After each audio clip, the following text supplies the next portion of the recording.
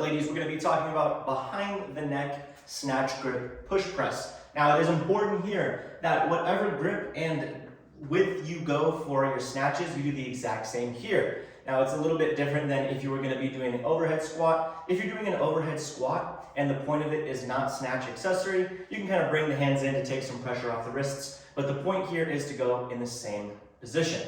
Now, when we are behind the neck, be careful with the back of the head. I see it very often where people aren't paying attention and they keep their head all the way back and they'll hit the back of their head with the bar.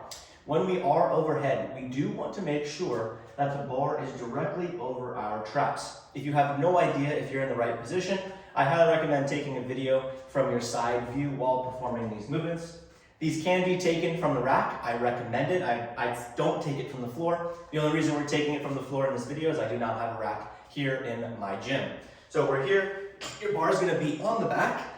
If you don't know you're comfortable with, just go ahead and perform a snatch, mark where your hands are, and then set up for this movement. Your feet are going to be underneath the hips. Your chest is going to be up. You're going to take a big, deep breath. You're going to dip just like a normal push press and going to press straight up. Control it down, and you can go into your consecutive reps or pause before going into the next. Now, real quick here, hopefully I don't hit anything here. When you do this, we don't want to be too far back. The bar is going to want to come back, and we don't want to be forward. Woo! We want to be right above our traps, and we'll bring it down. Right above our traps. When we're overhead with the bar team, you want to pretend that you are holding onto a platter with those wrists. So the wrists are going to be back.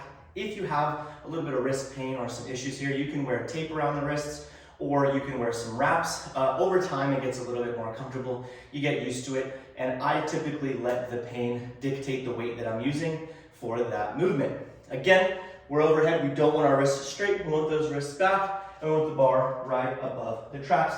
And you would just go ahead and crank out your behind the neck snatch grip push press. Enjoy. This is a great accessory for getting overhead, having a nice solid punch, and a nice stable overhead position for your snatches.